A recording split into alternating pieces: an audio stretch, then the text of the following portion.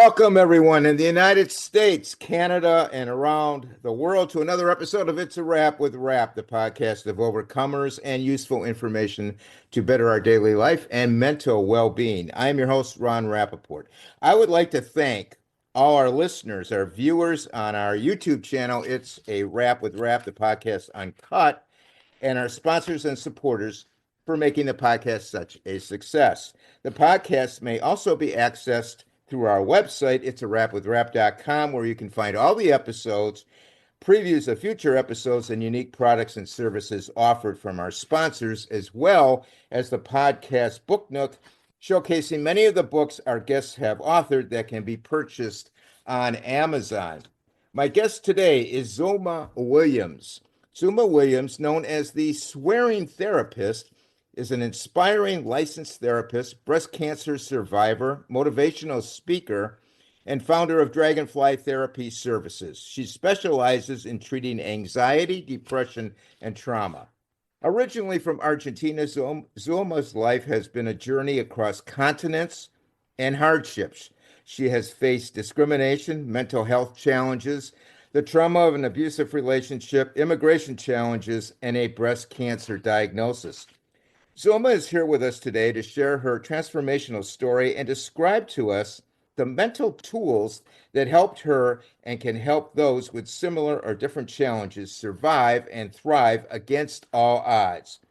By listening to or viewing Zulma's discussion today, we will gain valuable insights into reframing adversity, fostering mental health, and rediscovering purpose. Zulma will share her unique approach to therapy, the importance of grounding techniques for managing anxiety, her perspective on motivation and setbacks, and how to challenge negative thoughts. Welcome, Zulma, to the podcast. Thank you. Thank you for having me, Ron. It's such a pleasure to be here. It's so happy to have you. I know we had some issues getting you on, and we're Yes. very happy you're here. But wait, I am here now. Yes. Yeah, we're glad to have you. Now, please tell us a little bit about yourself. I know you were originally in accounting, I think, and why you migrated to the United States, your years learning to become a therapist, which started, by the way, at age 42, and you finished it with your licensing at age 53 and a half. So can you tell us Yes. about that? Absolutely. So I was born and raised in Buenos Aires, Argentina. I came to the United States at age 31. The socioeconomic situation in Argentina wasn't the best. I didn't have a job for like 2 years. I was still living with my mom. I didn't have a family of my own, and I was like, well, let me take an adventure and see what's happening in the United States, because when you have nothing to lose. So I came, Absolutely. right? So I was like, okay, I came, it was December of 1996. So it was like everything was kind of like out of a movie, like all the houses were with the Christmas lights, and there was a Christmas spirit. And I was like, oh my God, like I had an uncle and aunt in California. So that's what I originally first went. And, and I remember one time I was walking, and I didn't know. I was like, "Oh my God! Like, what is wrong with the traffic light?" Like, I wanted to cross the street, but I didn't know you had to push the button, Right, right. right? So I was like, "Oh my God!" I almost caused an accident because I was tired of waiting, and I crossed the street, and I went to my uncle's home, and I was like talking to my cousins, which were around my age, and I was like, how do you cross the street here? Like, and they were like, oh, they were laughing. I'm like, oh my God, you have to push the button. And so that's a little funny story about the cultural shock of Yeah. coming to America. And so then I started working different jobs, and I was transferred by my job from California to Las Vegas. It was a company that was trying to expand their business in Nevada, Yeah. and so I was transferred to Nevada, and I was so then I did different jobs, and I ended up working in the accounting department of a big corporation, and I was 42, and I started thinking about, kind of like pondering about my future, and I was like, I love numbers. Numbers are so black and white, right? Like 2 plus 2 is 4 here in Argentina. It doesn't Yeah. matter. Yeah. But I was like, I don't see myself um, doing this for another 25 years. So I enrolled in school I started my Bachelor of Social Work at 42. I graduated at 46. And which is, I think is important for the listeners to realize I started building my future by a different future by going to school, but I didn't stop my job in accounting.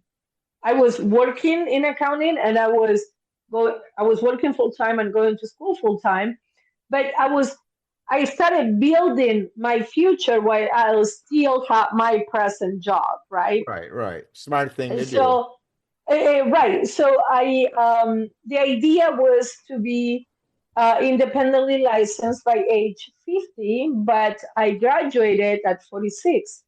And 6 weeks later, I got diagnosed with breast cancer. So I took a break from higher education. I actually moved back to Argentina. I had my surgery and radiation here in the States, but I moved back to Argentina. And 3 years later, I was like, you know how the treatment is. At the beginning, it's like you have appointments all the time, but then it's more like about follow up and Yeah. maintenance. And I was like, I think I'm gonna go back to the States. So I asked God for a sign, and out of nowhere, I received an email from University of Nevada, Las Vegas. That's where I did my bachelor's, Yeah. inviting me. They were like, um, "Do you wanna enroll in the Advanced Master of Social Work program?" Like, and it was a program that when I graduated, they had removed from the university, and then they reinstated the program 4 years later, and they were inviting all the graduates from the School of Social Work. But the funny thing about that was like when you're a student at, I'm sure there is in all the universities, like you have a university email. But after a couple of years that you graduate, they deactivate that email. They send that email inviting me to register for the masters to my personal Yahoo account, which they usually don't do. So Yeah. I was like, okay, I want to resign. I got a banner, right? Like, Yeah. so I moved back in May of 2015, and my birthday is in June. So I celebrated my 50th birthday while I was in school, studying my master's, and I graduated at 51. I did my internship, and which is 3,000 hours, 2,000 hours of direct contact with clients, and 1,000 hours of other. And then I took my clinical exam, and then I became independently licensed at 53 and a half. So Was that a course of study that you just came up like that, or was that something you were interested in doing? it, which part, the master's or the internship? No, the therapy, being a therapist. Oh, being a therapist, I always try throughout my entire life. I had people coming to me and telling me stories and saying like, "Oh, I never said this to anybody," Uh-huh. and I was like, "Huh." I have a passion for helping others. I use what I call a lot of common sense, right? Yeah, Like right. if you get anxious and you cannot sleep because you watch the news at night, don't watch the news at night. Right, Watch right, them right. at 5 p.m., right? To me, that's common sense. But okay, if you hear it from me and you apply it and it helps, yay. And I always had that passion. But my mom had bad experiences with therapists in Argentina. So when I was 19, 20, she was like, if you want to do this, that's fine, but I'm not gonna help you because she wouldn't support that. So at 42 and in a different country, I was like, no, you know what? Like this is my passion. So I took the social work route with the intention of doing the clinical path and being a therapist. A lot of clinicians like they're like, oh, I'm not sure what I want to do. No, I knew I wanted to be a Oh, therapist. okay. That's I'm good.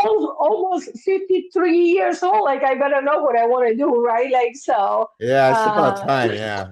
Let's figure this out. Uh, right. yeah. Now, how did your mental health journey begin? You wrote that you suffered from anxiety, depression, and trauma and discrimination. Can you tell us a little bit about that? Yes. So I living um, in Argentina it creates a lot of anxiety because you don't know where like you don't know if you're going to have a job tomorrow. Like it's very stressful to live in an environment where like we had only one car. It was the family car. Only my dad growing up.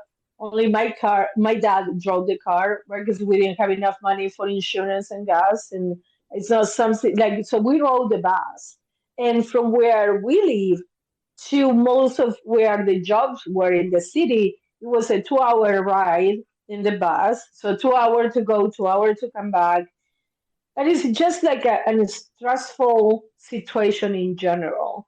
And Yeah. is and people get a tendency to be very depressed because it's like the situation in the country doesn't allow you to like I always say I didn't become a hard working individual when I came to the States. I was already hardworking, but over there you had to be hardworking in order to survive. Yeah. Here you are hardworking and I can rent my own apartment and I can have my car and like things that seem like very basic, but Yeah. over there you don't have them. Well, I So remember being in Argentina. They've had many, many financial crises over there. yes, Yeah. absolutely. And the public transportation system is a lot better than in a lot of like better than in Henderson in Nevada where I'm at now, right? Because like you have buses that will take you everywhere because a lot of people don't have cars. Right, And right, right. even if they have a car, maybe they cannot use it every day. Right. So it was a very stressful environment. And my parents divorced separated. Divorce was not even legal in Argentina at that time, but my dad left when I was 8, so I grew up with my mom. I'm the youngest of four, and it was just a lot of different environmental situations. And then I moved here and I have, although I was super excited for the adventure, I had um, cultural shock moving here. I didn't know the language, so I knew how to write and read, but I didn't speak the language. Actually, when I landed uh, at the first US airport, they were asking me, and I'm like, I'm innocent. Like I didn't know what he was asking me, and he went like that. And then he went and got a paper and he has the questions on the paper. I was like, oh, yeah, no, yes. You know what? Because it was like, was your luggage with you the entire time? And did Oh you have yeah, something yeah, that, you know, yeah. the They usual, didn't have Google Translate at that what you don't know. This is 1996. time. Internet was not even a thing. I know. Uh, so, and then, like little things, it was a huge adjustment, but like I went to um, a school in California to learn English as a second language, and it was kind of like the same thing that in Argentina. Like there was a lot of us, so we didn't get to practice The It's a Wrap with Rap podcast guest and acclaimed Australian historical fiction thriller author Paul Rushworth Brown has just had his new book, Outback Odyssey, released. Paul is a true storyteller with a unique journey and a life filled with adventure and diverse experiences. From a foster home in England to a path leading him to playing soccer professionally in Canada in 1972, to reuniting with his father in 1982 in Australia, Paul honed his skills as an educator in 2002, but found his true passion and calling as a writer in 2015. Paul's historical fiction novels are a testament to his authenticity and grit, woven with unexpected twists and turns that will leave the reader breathless. With vivid narratives, he paints a realistic portrait of life in past decades, setting the stage for suspenseful, mysterious, and thrilling tales tinged with romance. Paul's latest novel, Outback Odyssey, will take you on an epic journey through 19th century Australia, blending historical adventure with a powerful mix of survival, identity, and the collision of cultures. This immersive tale follows the lives of those drawn to the vast, untamed land, some in search of opportunity, others fighting to protect what is rightfully theirs. At its heart, the book is about the story of Jimmy, a young Englishman seeking a new life in the Australian wilderness in the 1950s, which mirrors thousands of British emigrants who sought new opportunities in Australia in the wake of World War II, whereby the Australian government encouraged mass migration to bolster the workforce and expand rural settlements under the Populate or Perish initiative. Jimmy's story reflects the hopes, struggles, and cultural clashes experienced by these migrants as they navigated the complexities of their journey and new home. Through vivid storytelling, Outback Odyssey brings to life the breathtaking beauty and unforgiving harshness of the Outback while exploring the struggles of those who call it home. It is a tale of friendship, betrayal, resilience, and love, woven with the profound questions of who belongs, what must be fought for, and what is truly worth saving. The book, Outback Odyssey, is available in bookstores and online. Verbal communication. Mhm. And then I moved into what will be considered a white neighborhood. And that's when I start speaking the language.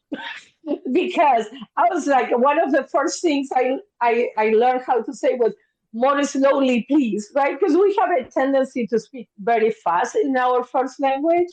And Yeah, I was like, I don't know what you're saying. So I was like, more slowly, please, and that's like how I started communicating. And then by starting, then I was in an abusive, in an emotionally and mental and verbal abusive relationships. It was like, wow, like, so in the cancer diagnosis was traumatic too. And so it was like a lot of different situations that at the time that I was experiencing them, and I had a therapist who inspired me to pursue the career in therapy, also in addition to my passion to helping others, because while I was in going through the abuse in my relationship, she said, you are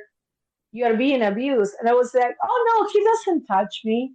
Because to me, abuse was physical abuse. Like, physical. Yeah, right, yeah, right. Like I beat you up and I sent you to the hospital. That's right. abuse, right? Mhm. Like, Well, yeah, and then I learned about verbal abuse and emotional abuse. sure. And I was like, oh, I would like to bring more awareness to the community, and especially being Hispanic, there are a lot of things that are ingrained in the culture Right. of like, you're a woman, you shut up, and like, your voice is not valued.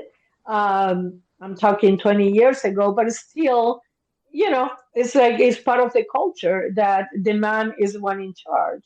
Yeah, And my ex-boyfriend, the one who was being abusive, is from Argentina too. So it was kind of like a little island of the culture in here. yeah, Um, so she helped me, my therapist, she helped me rebuild myself and my self-esteem.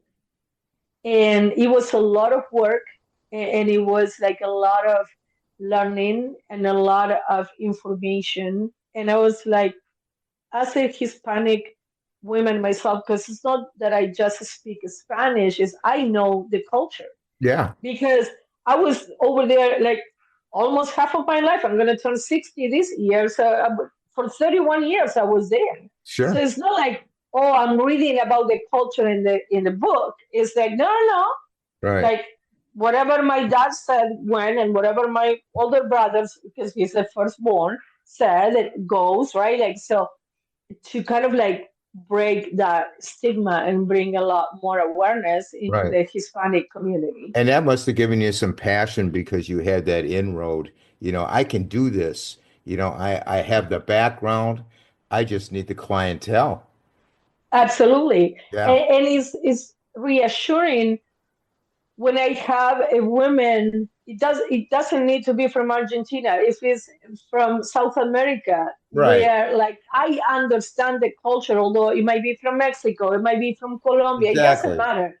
The culture is the same. Yeah, And it's like, no, you don't have to explain it to, I mean, yes, you share how it's affecting you personally, but you don't right, have to explain all the background like right. I had to explain You've to got all my the external therapist. background. Yeah, Right, because my therapist, she is American. She was born and raised here, and I will say something like, "Well, because he says so," or whatever, and she would look at me and she said, "So," like, right? I get, but it was so ingrained in me that yeah, I didn't even realize that. Oh, like like that I had a voice, yeah. but I found it clearly. Yeah, yeah. Well, that's a good thing. Now you were diagnosed with breast cancer at age 46, and we both share that similarity because I've had two bouts of male breast cancer. What was your reaction when the doctor broke the news to you, and what was your mindset going forward? Also, do you believe mindset alone can help with the healing process? I think that my mindset alone is a huge, so not alone, but in the big scheme of the healing, yes, it's absolutely paramount to have a good mindset. So when the doctor first broke the news to me, and I would like your perspective since we are sharing that, and I'm glad that you are doing well. It's always a good day when we wake up and Yeah, we are doing well, I, right? I'm Like, glad we're both doing well. right, Yeah, exactly. right. When I first got the news, my first reaction was, "Why me?" But after a couple of a short time of thinking about it, so I don't have children myself, but I have my mom at that time, she was alive. So I have my mom, I have my sister, I have nieces, I have girlfriends. Yeah. So it was more like, oh, if it wasn't me, would I have preferred that it was one of them? So the question changed from why me to why not. So I move away from the victim mentality, Yeah. right? Why me? Why not me? And then when I move into the why not me question, the next step was to make a decision about what am, what is it that I'm going to do with this. I can sit in the corner and cry myself and wait to die, or I'm going to get up and fight. Right. Well, spoiler alert, like 12 years cancer free, right? Like, so I'm winning the fight. But once I decided that I was going to stand up and fight, it was on. Like giving up was not in my radar. Like Yeah. so, Yeah. it's always a choice. But it was like, oh, people told me like, oh, you are so strong. I didn't know that being weak was an option, right? I didn't So, either. Yeah. Yeah. right, like Well, you we can't.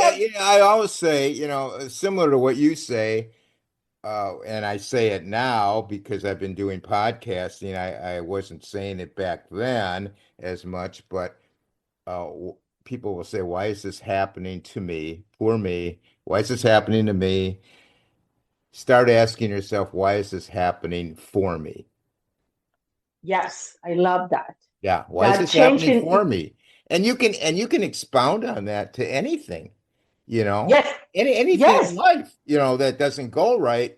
Oh, wait a minute, maybe this is happening for a reason, Yes. so it's yeah, mindset is very, very big. Absolutely. So what is it that I'm learning from this? Right. Right? Like, because Right. if we can find a lesson that is not a wasted circumstance in a wasted event in our lives, Right. right? Absolutely. So in going back to the mindset, so I will go.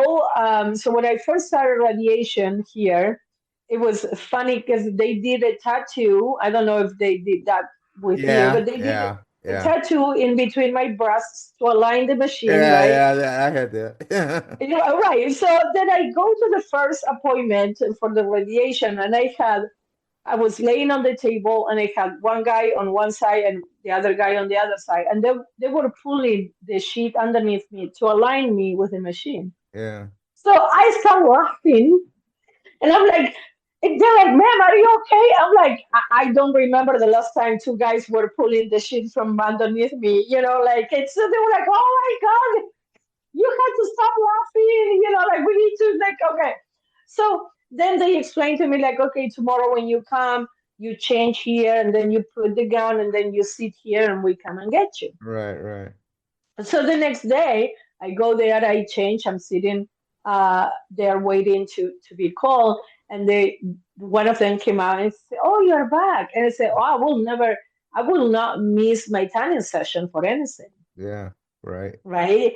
So, and then I went to Argentina, and I was the nurses there. You know how they come with the medication, and they ask for your name just to make sure your name and the day of birth and all Yeah. that. Yeah. Yeah. So they will come, and I will say like, what's your last name? And I'm like, I'm Kardashian. I'm Kim Kardashian. Like, don't you recognize me? So then we'll start laughing, right? And they're like, "Oh my God, we know you're gonna be okay because of your attitude Yeah. Yeah. in how you are." I mean, what do I suppose to? And this not to say that I didn't have bad days. I'm sure that you had bad days too, Of where like, course.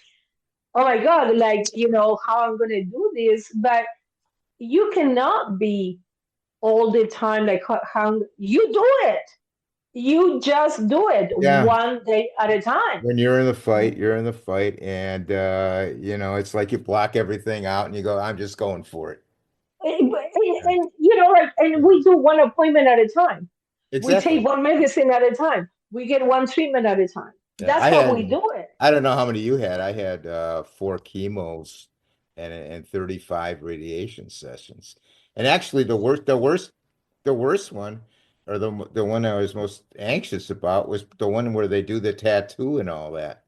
I thought that was the other ones were easy. You just lay there and. And it takes longer for them to like position your body than what the radiation is. I know. Right. I know. But I always say like, so I'm happy to report that I've been 12 years cancer free. But how I achieved the 12 years was one day at a time, Yeah. one pill at a time, one treatment at a time, Right. Right. right? Right. We do our part, but it's like still 12 years is not going to happen like that. Well, a month is not going to happen like it's going to happen one day at a time. I always say one day is too long, you do 1 hour at a time. And if 1 hour is too long, can you push through whatever it is that you are going through? Can you push through 15 minutes? Can you do this for 15 minutes? Well, yeah, okay. At the end of the 15 minutes, rinse and repeat. Because four of those make 1 hour, 24 of those make one day, Yeah. seven of those make one week, right? And so on and so forth. I Yeah. always say, I had cancer. Cancer didn't have me. That's right. That's right. And you can apply that to any challenge Yes. that anybody is dealing with. Right. You have 100% track record of overcoming all the challenges that you confronted. You know how I know? Because you're here. That's right. That's right. And we want to, this podcast is the reason I'm here and the reason you're here is to help people out there listening to this. Yeah, To realize, you may have right? some hard challenges out there, but you can't give up. You can't go down a rabbit hole. You have to fight through it. And that's the only way you're going to get through it. And nobody can do it for you. You have to do it yourself. Because this is your path. So Yeah. that's why nobody should do it for you, even if they can, Yeah. because then you are not going to learn your lesson, Right. Now, right? Or find the treasure that is hidden in that experience. I think everybody out there listening to this wants to know why you are called the swearing therapist. I'm keeping it clean. I'm keeping it clean for the show. But I'm called the swearing therapist because I like to keep it real and I swear a lot. I think that being able to is my way of keeping it real with my clients. Okay. So if you reach out to me through my website asking for therapy, I will schedule a 15-minute phone consultation to see, what is it that you are looking for, if we are a good fit, all those things. In those 15 minutes, the F word and the S word and the B word is going to come out of Let my me mouth. take a very brief moment out to alert all our patients and caregivers out there that Rare Patient Voice, a supporter of the podcast, is paying for your input. Patients 16 years and older and caregivers, family, and friends of any disability, disorder, syndrome, illness, or condition have the opportunity to express their opinions through surveys and interviews to improve medical products and services. Who knows your journey better than you? Rare Patient Voice puts you in touch with researchers who are developing products and services that can help you and others with your condition. These researchers need input of patients to develop products and services that have significant impact on patients' lives. Over the past 9 years, Rare Patient Voice has paid patients over $10 million. When you join Rare Patient Voice, you may be invited to participate in interviews, surveys, or online communities where you will share your insights. Rare Patient Voice usually has hundreds of studies running at any time, so there are many opportunities to participate. You will earn $120 per hour for participating in these studies. By making your voice heard, you are a catalyst for change. Rest assured your input will be used to help other patients like you. There is no cost at all to you, the participant. You can get more information and sign up by clicking the link in the sponsor's notes. My mouth. So if you have a problem with that, I'm not the therapist for you. I'm okay with that. I will provide you with referrals. Yeah. But I worked very hard to have my own practice and to have my own license. So I'm not going to be sitting there in my own office going, oh, fudge, I'm going to say the other F word. Okay. Now, I am keeping it clean because this is your show and I'm respectful of this is your home. But in my home, like I'm going to talk how I'm going to talk. And I understand this not for everybody, and I'm okay with that. But my client, so with me, it's not like, oh, I'm not sure. No, you either we click or we don't. Yeah, And gotcha. either way, I sleep at night. You know what I mean? Like, so you like me, yay. You don't like me, yay. I give you referrals. But the clients that I work with, they appreciate that I'm direct. Like I'm not.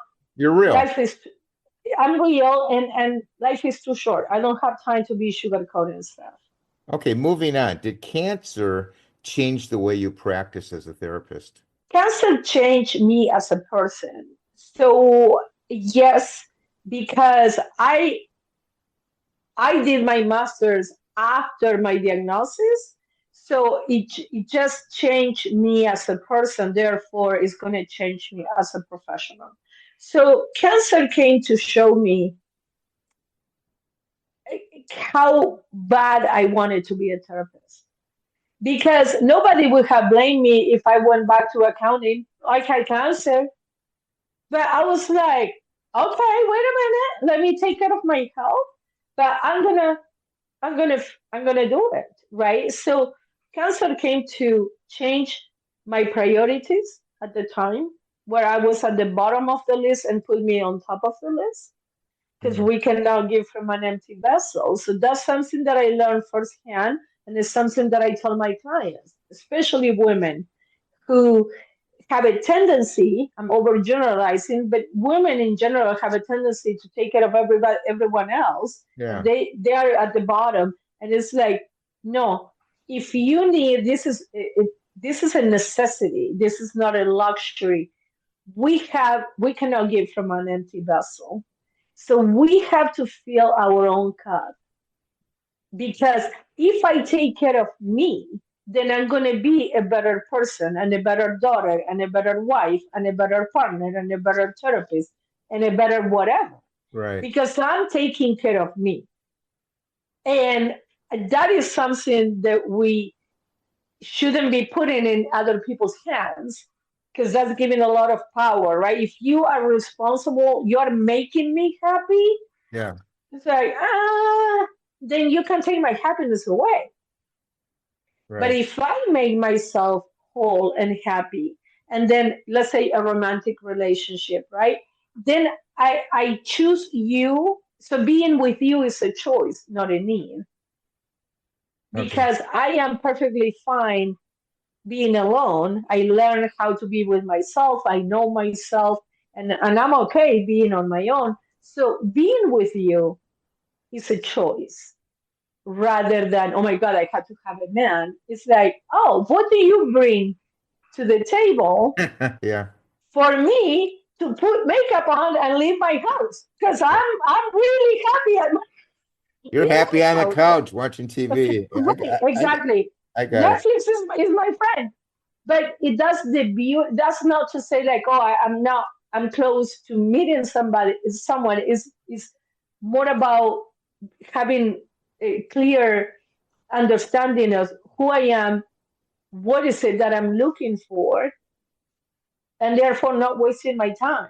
Yeah. But when I am with you because I have to be with a man, I'm giving almost all of my power away because I need you. Yeah. I You've need, been down that road. Not going down yeah, not going down right. that not going back down that road. I saw that movie. I watched that movie. I know how it ends. I don't like it, Yeah. right? Like so, Right. but and that's what I'm bringing to my practice as a therapist. I am sharing this with well, with everybody really, but especially with my female clients, because they're like, I don't have time. Okay, but if your child had an emergency, God forbid, you're going to stop everything. You're going to make time for your kid Right. emergency, right? Right. So. And you should, like, don't get me wrong. I'm not saying like, well, no, I don't have time. What I'm saying, when you don't have the time, if you prioritize yourself, you are going to carve the time Right. because you don't have it.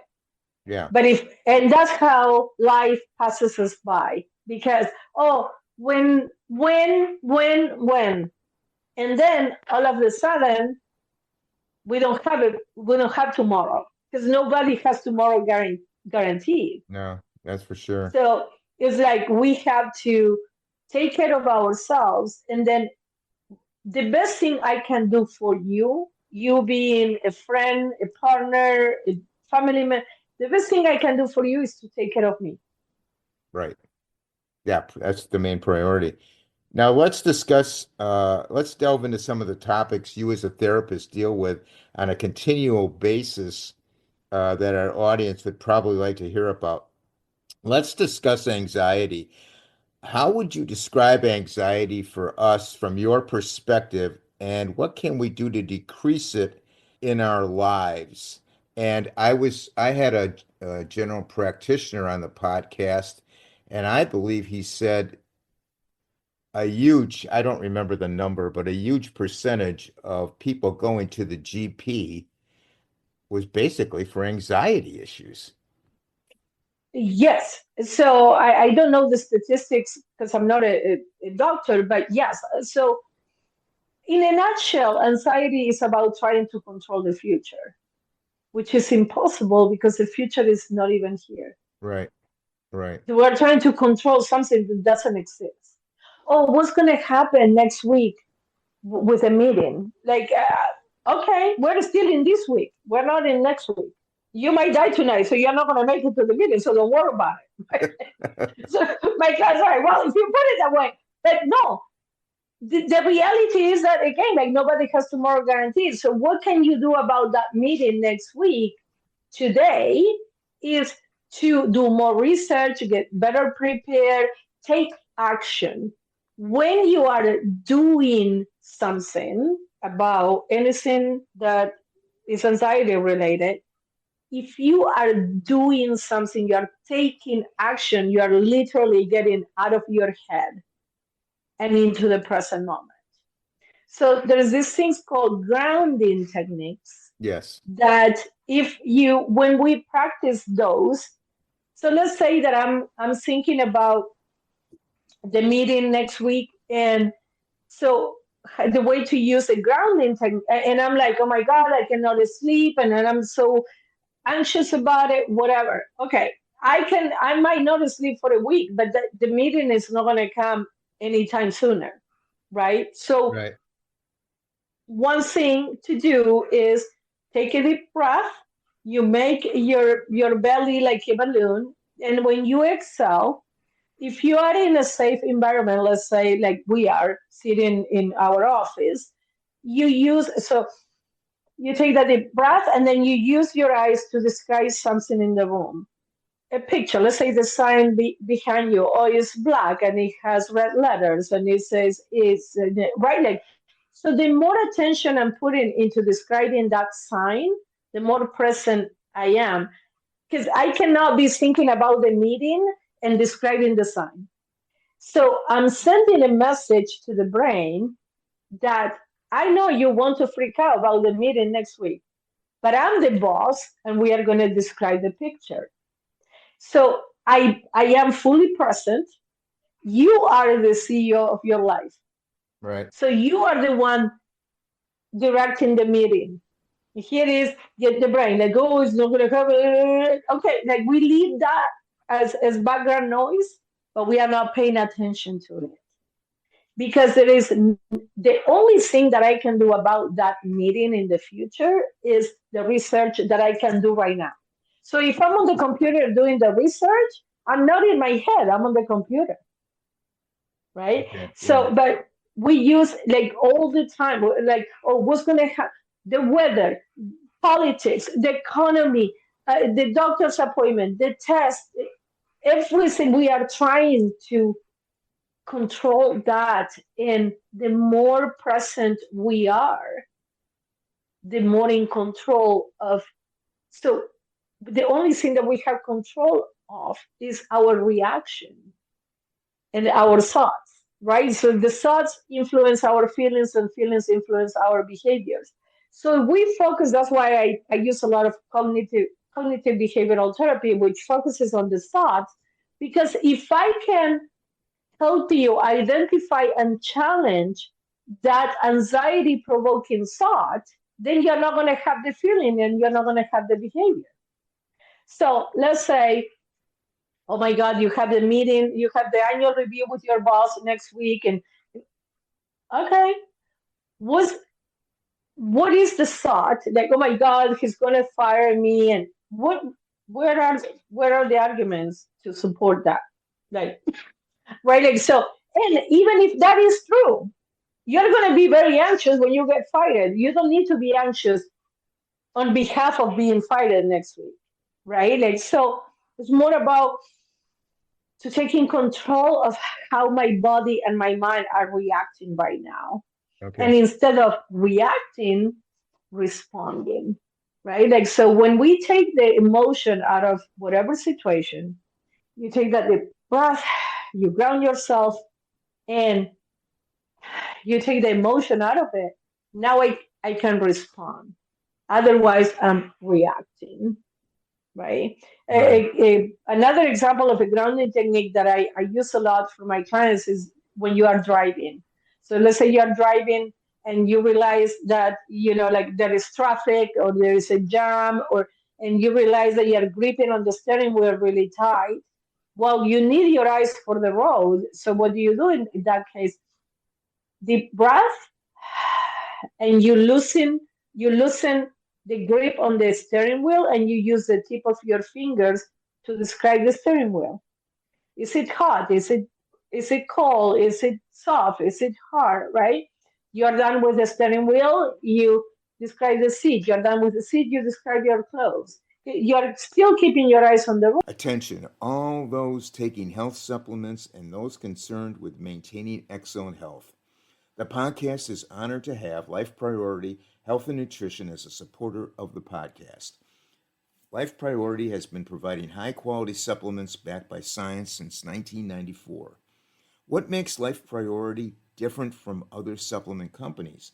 The scientists behind Life Priority, Dirk Pearson and Sandy Shaw, life extension scientists and designer food formulators, are independent experts in anti-aging research and brain biochemistry and have won many awards, including the Award for Excellence in Health and Education from the Association for Holistic Health, for those individuals who have made special contributions to biomedical aging research. They wrote the runaway #1 national bestseller, Life Extension, A Practical Scientific Approach, in 1982, which was a benchmark in the history of nutritional science and created a whole new biomedical paradigm. The book was deemed by the New York Times as the fountain of youth. Over 30 years ago, World Series champion Greg Pryor and his wife Michelle teamed up with Dirk Pearson to start Life Priority. Greg and Michelle were impressed with the integrity of the product. Dirk and Sandy actually started formulating their supplements only for their own personal use initially, so they take their products every day.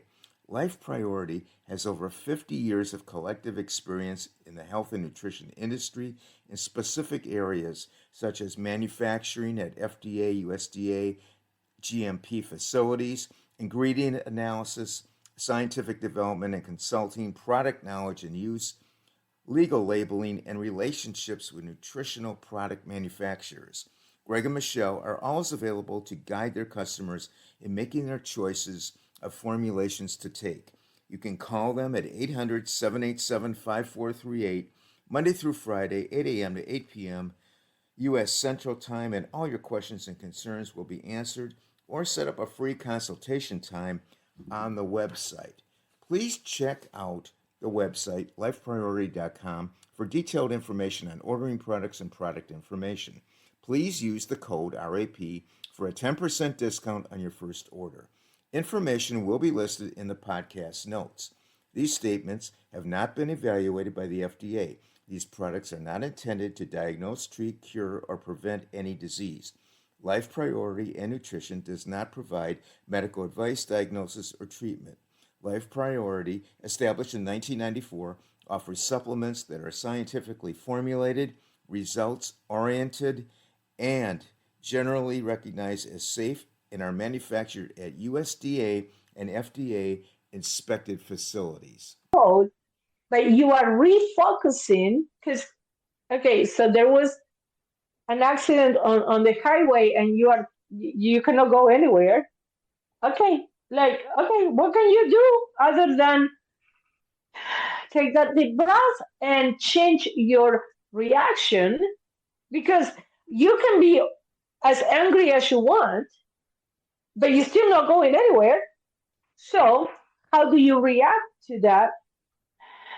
And then you grab then you collect yourself, then you grab your phone, you send a message to whomever you're meeting. Hey, there's an accident on the highway, and I don't know when I'm gonna get there, right? Like whatever it might be.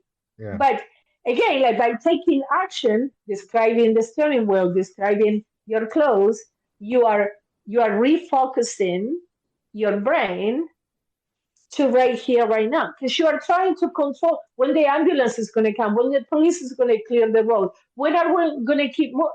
You have no control over that. Right. Zero. Yeah. But you have 100% control over what do you do about that. How do you respond? So I think what we can get out of that, what you just said, is we shouldn't worry about what we can't control. Would that be fair to say? Absolutely. So worrying is kind of like a rocking chair.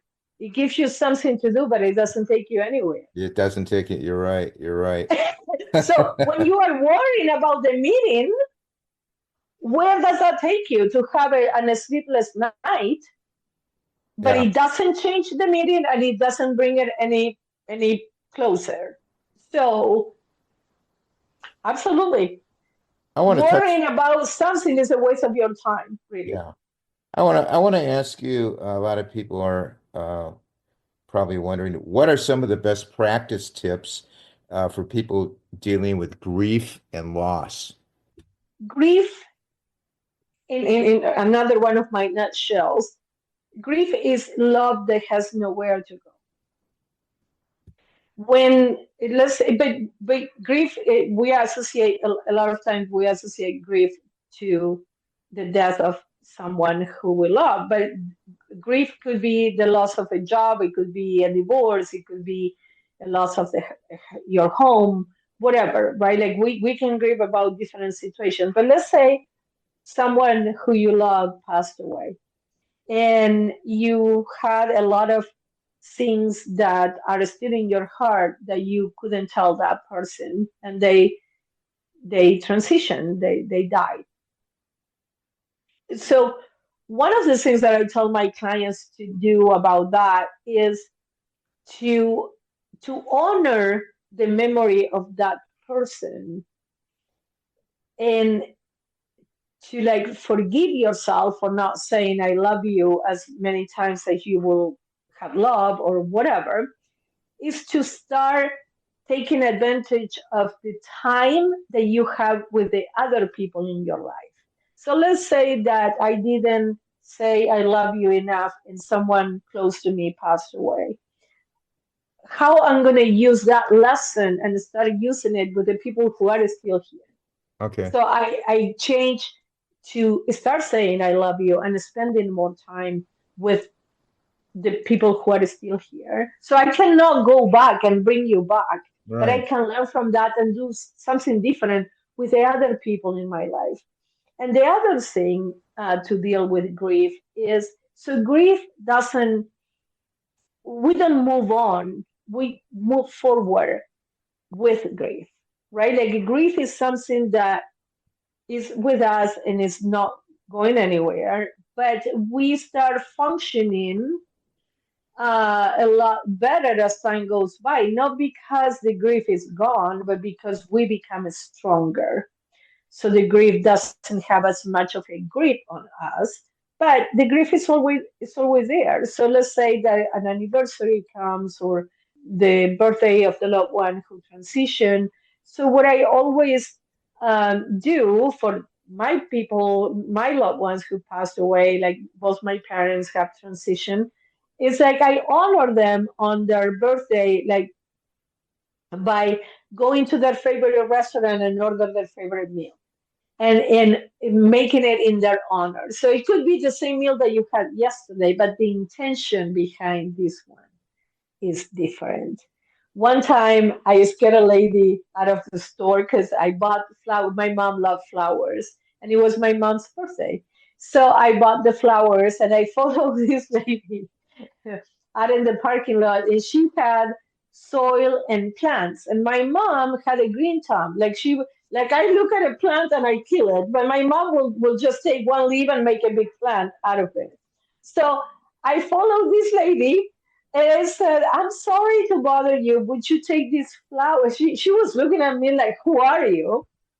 And I said, would you take these flowers? It's my mom's birthday and they're to honor her. So, oh, she was crying, I was crying, and I said, I pick you. She gave me a hug, and I said, I pick you because you have soil and plants, and that is something that reminds me of my mom.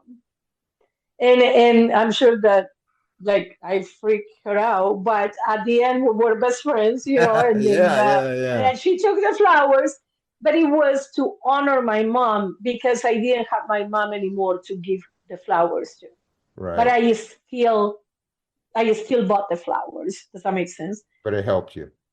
But it helped me to honor her. Yeah. And another thing that I'm sorry, environment, but that I tell my clients to do is to get a balloon and write a message for the loved one and release the balloon, A helium right? balloon. Yeah. Yeah. Yeah, Now, yeah. you are a certified master ART, which stands for Accelerated Resolution Therapy practitioner who can achieve benefits in a short period of time over depression, anxiety, and trauma. Could you please tell us about ART? Yes, absolutely. Thank you for asking.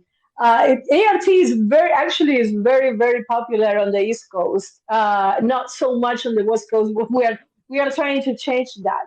So when something traumatic happens, let's say a car accident, the brain creates a movie out of that accident, and anytime that it gets triggered, it plays a movie. Like let's say you are going through the same intersection and it, your brain is triggered, so it plays the movie of the accident, although it's not happening right now, which creates a lot of anxiety. So what the ART technique does, it uses eye movement. So I'll be guiding your eyes to follow my hand, and I will be guiding you into watching the movie of the traumatic event 2 times. You're like, no, I don't want to remember. Like we are doing that to bring all the feelings with a goal of changing them. So after you watch the movie twice, I will be guiding you into you changing the movie and using the eye movements to create a new movie. So let's say that your new movie is that the collision didn't happen, that the other car stopped, that you were not at that intersection, however you want to change it. So we use the eye movements to kind of like create that movie. So now, before you created the new movie, your brain had channel 3 with the movie of the accident. Now your brain has channel 5 with a new movie. So anytime that it gets triggered, it's going to play the new movie that you created.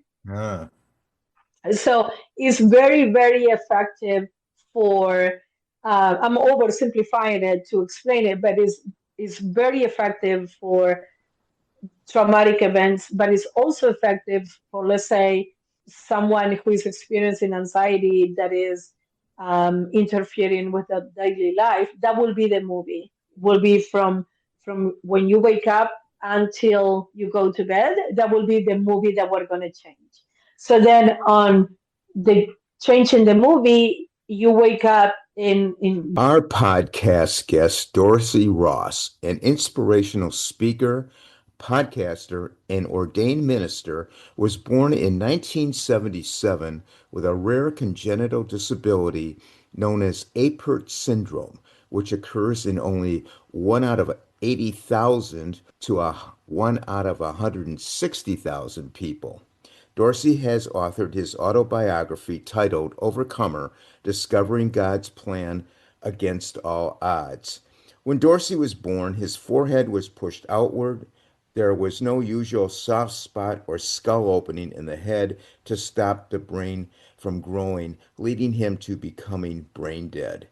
Also, his fingers and toes were fused, meaning he had no movement in them. Doctors gave his parents no hope for his survival and advised them to put him into an institution.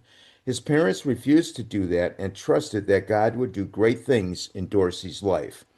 Throughout Dorsey's life, he has had to overcome a lot of obstacles and trials, such as being bullied, called names such as monster or freak, told his future was bleak and higher education was out of the question for him. Dorsey has undergone multiple surgeries, totaling 68 in all, many in the facial area to enhance his appearance and correct medical issues that faced him due to his disability. This is not a book that is sad or a pity party of why this is happening to me, but rather a book that gives hope and inspiration to everyone reading it that having faith in God's plan for you and dispelling the untruths people may tell you about yourself, good things will be in store for your life. Who is this book for? It is such an encouraging book that everyone should read it, especially those struggling with disabilities, life problems, and doubt. Dorsey shares the incredible story of his life and how he discovered God's plan for his life. Along the way, his story will encourage and inspire you to see yourself the way God sees you and that you are loved and here for a unique purpose. The book, Overcomer Discovering God's Plan Against All Odds, is available in paperback and Kindle format from Amazon. Your new movie, you wake up and you are energized and you are overcoming the anxiety and you do all the things that you will do if you didn't have the anxiety. And we kind of like create that reality for your brain. Okay. Um, I have been using it since 2017, I think. Wow. And it's very, very effective. Very So, effective. what for a traumatic event that might take years of talk therapy, in 1 to 5 sessions, you're a lot better. Wow. Let me move on. Okay. So we're getting short on time, but and I could be sitting here all day with you talking about this stuff. Why do you think, in your professional opinion, people seem to be on edge, short-tempered nowadays? And what can we individually do to deal with it as it affects all of us? And I just had this situation the other day. We were in a parking lot and we were asking the security man in a car what the best way to get out of the parking lot and get onto a road. And he was very nice. He stopped, he pulled down his window, he told us. And the guy behind him was just honking the horn. I mean, he didn't want us to have this conversation at all. I mean, this we're talking about a minute conversation. I'm not talking about sitting there for 5 minutes. So my wife yelled out the window, she said, that's very rude what you just did. And he had a real, bad word to say, you know, and and I thought, this is common. This is every day. People are, Mhm. so what do you think's going on? So he was this person behind you. He was personalizing. He was making it about him, Yeah. right? Like that. Oh, the. So anytime that we get angry about anything, I'm making it about me.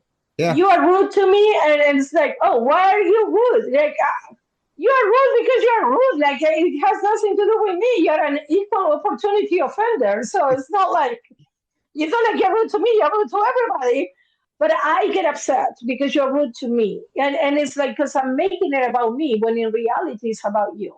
So this person behind the security officer, he could have like drove around. He could have reversed. He could have been like, "Hey, sorry, I'm in a rush," whatever. But Right. he chose to react, not to respond, to react, like, yeah, move, like, blah, blah. And then by your wife mentioning the obvious, it Yeah. made it even more personal, right? Like, so he has something to say to your wife now because now she made it about her, right? So, but she was stating the obvious. But the point is that if we learn how to depersonalize, so you don't make it about you, your wife made it about her. That's Yeah. why she got involved. Because he was honking at the security officer, not at her. She might have felt guilty because you were stopping the officer, right? Right. But then she's saying like, "Oh, you are rude." Yeah, not we already know he's rude. No need to get involved. So let's say that you I you're going you're driving down the road and I catch you and you're like, "Oh my God, are you blind? Didn't you see me? You don't respect, like nobody respects like the traffic law." Yeah, and I don't even know who you are, and I'm gone because that's why I cut you off.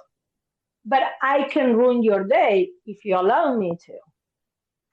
But what if I invite you to think, "Oh, she was in a rush because her mom had a heart attack." Would you feel differently about it? Mhm. The situation is the same. I still cut you off. Well, that's not realistic. Okay, but you don't know why I cut you off. So do you want to choose the one that makes your day miserable, or do you want to choose the one that brings compassion and brings you back to your day? And because if you think that I'm rushing to the, so what I'm trying to say is the situation didn't change. It's what we think about the situation Right. that creates the feeling. Right. So we don't know if the guy was in a rush to go to the hospital, right? Most likely not. But if your wife would have thought that, maybe she wouldn't she wouldn't tell him, oh, you're rude, because Right. it's like, oh my God, like she's feeling compassion. But the thing is about you. How do you, which thought are you going to choose? The Hmm. one that brings you compassion and joy, or the one that ruins your day? So I'm an old lady. I drive like very slow. And one time, like I see more fingers, middle fingers that I can count. Because like I'm like, you are in a rush, not me. So the closer you get to me, the slower I go. So you have to go around me, right? Like it's like you're in a rush. Like I have time to get anywhere. So they will pass me and and I'm like, I didn't know I was that powerful to ruin your entire day. Yay for me! I don't even know who you are. Why are you taking it personal? Do you know that I'm driving slow because I was in an accident and I have PTSD? Do you know that I'm driving slow because I ran over a dog and now I'm very cautious? Like, Yeah. why are you making it about you? Like you don't know anything about me. So when when we see people who are on edge, let's say you and I will work together, you come in and you're like, "Oh, good morning, Zulma." Oh, don't talk to me. You're gonna be like, "Okay." So if you stay and you start arguing with me, why did you respond like that? I just came in, blah blah blah. You make it about you. But if you walk away, go to your desk, most likely I will go to you later and say, "Hey, Ron, I'm so sorry. I snapped at you. It has nothing to do with you. My kid was sick. I didn't sleep. My apologies." Of course, you know it had nothing to do with you. You just walked in, Yeah. right? Right. But if you stay and we engage in that argument, I'm gonna drop everything that I'm frustrated about on you because you're right there. Yeah. But if you walk away and you leave me with my own misery, is what I call taking the trash can. If I give you my trash can and you take the trash can, it's not my trash anymore. Now you have it. Right. So if you stay there and we start arguing back and forth, you're taking my trash. But by walking away, you leave me with my own trash. And I'm like, oh, oops, I snapped wrong. And he just walked in. Yeah. Yeah. That's the path you So, want to take for sure. right, right. Yeah. What would you say to people out there, Zulma, who are avoiding therapy, perhaps because they think there's a stigma attached to receiving it? What would you say to those people listening to this? Asking for help is the strongest thing that you can do. So I'll always say, like, we go to the primary care physician to have an annual checkup, and if we don't, we should. But nobody's thinking any of that. But oh my God, if I go to the therapist, right? Like, so therapy is not only for when you have a crisis.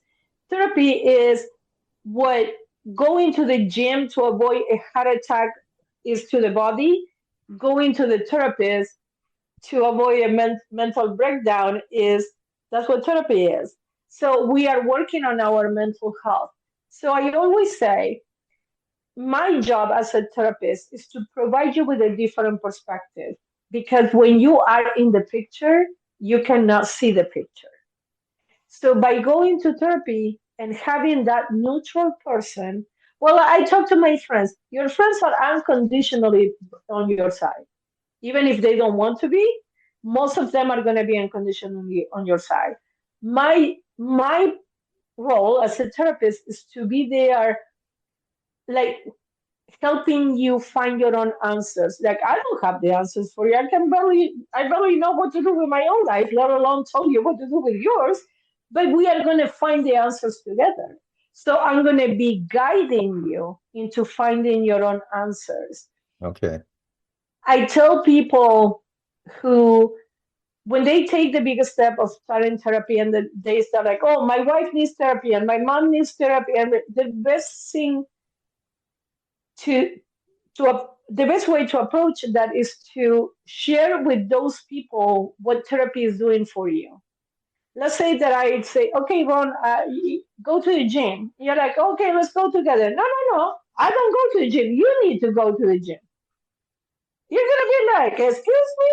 But if I say, hey, I start going to the gym, I feel better, I feel more energized, it might inspire you Uh-huh. to start going to the gym. So don't tell people you need therapy. Just tell people how therapy is helping you.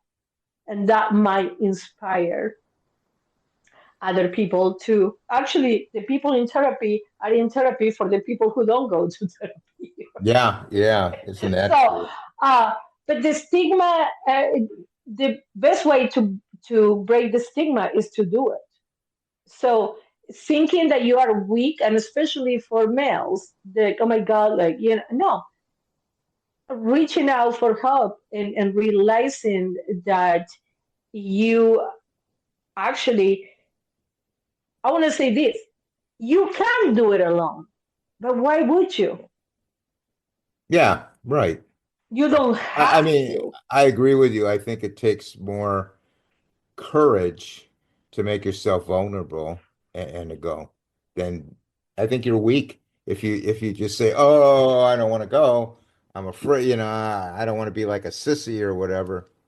I mean, Right, that's right. just stupid, I mean, it's you're But being weak. it's You're being weak. You're right. not getting Well, help.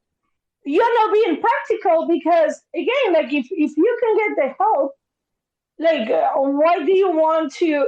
I mean, we can walk anywhere, or we can take the bus, or we can jump in the car and be there in 5 minutes.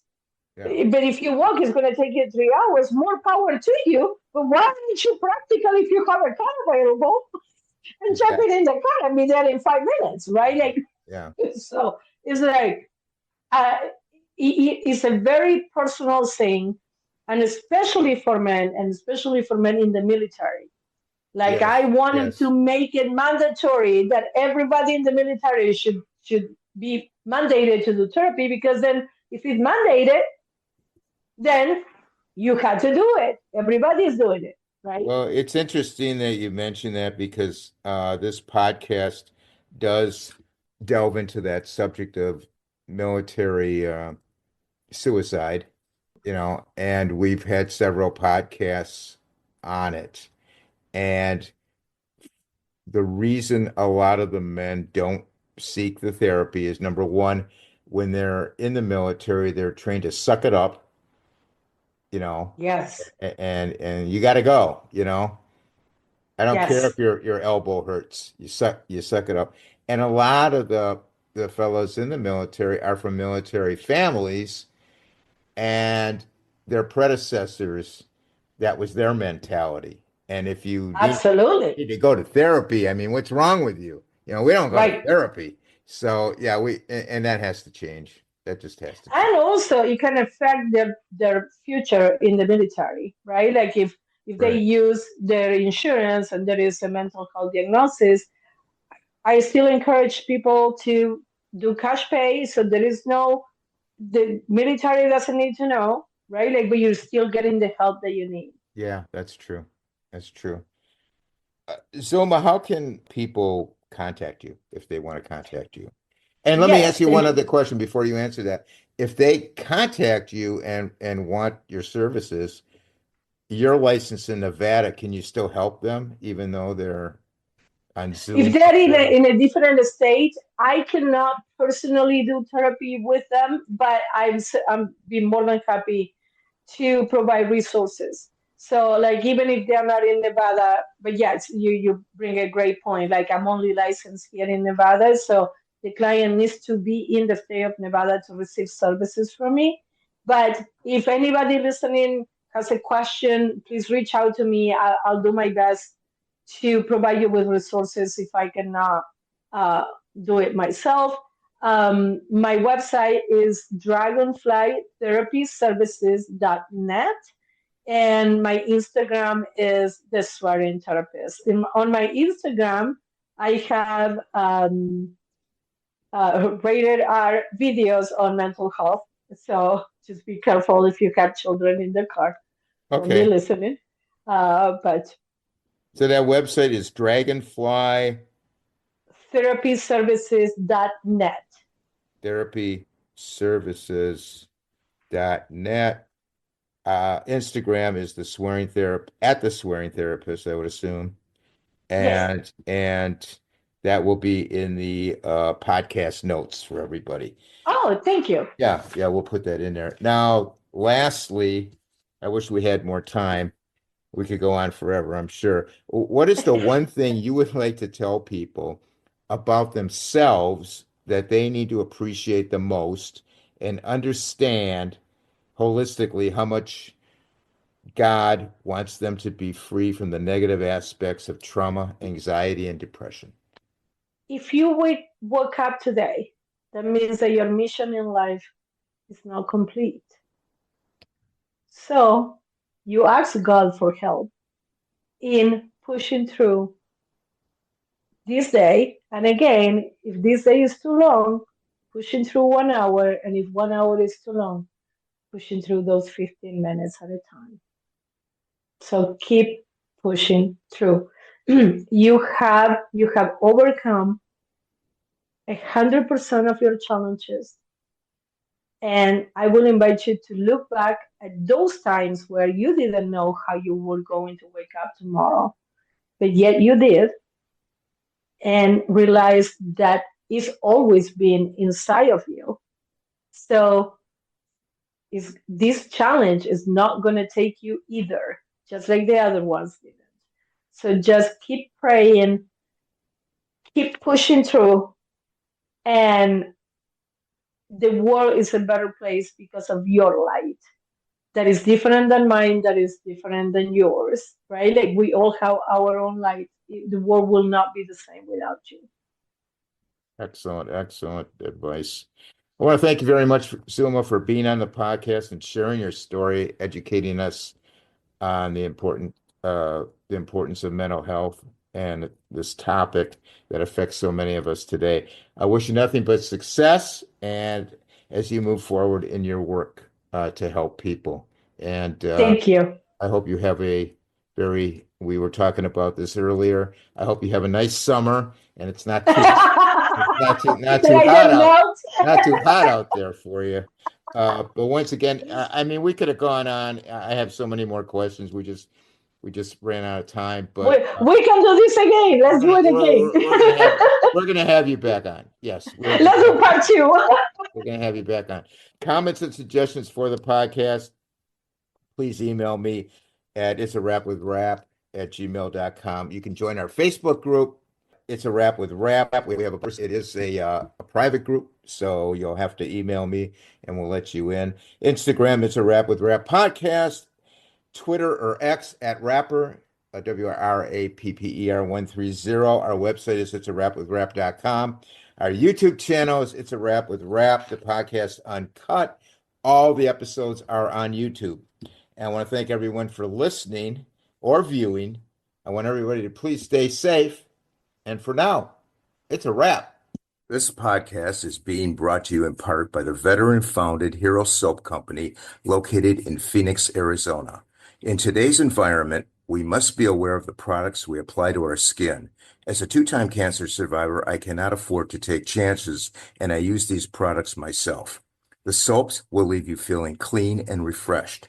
All the products made by the Hero Soap Company are made in the United States with the highest quality ingredients sourced from companies in the United States whenever possible. The products are made in small batches to ensure high quality and contain premium essential oils and fragrance. All Hero soaps are created without synthetic colorants, parabens, and sulfates that are irritating to the eyes, skin, mouth, and lungs, and are cruelty-free meaning these products are not tested on animals. Each 5-ounce bar of soap is handmade in Phoenix, Arizona, and the body wash is available in 8 ounces with such refreshing scents as lime, bourbon, and frost. You will absolutely love this soap. Please also check out their gear for sale. All the products are reasonably priced. Being veteran founded, the company understands the dedication and sacrifice that each family makes to serve their country. A portion of sales is donated back to charities such as Operation Finally Home, Operation Interdependence, and the Gary Sinise Foundation that are focused on helping veterans and our first responders. Over 1,000 bars have been sent to our deployed troops. Please check out their website, herosoapcompany.com, for pricing and a detailed description of all the products. Now, when ordering, please use the code RAP for a 10% discount. The company information will be listed in the podcast notes.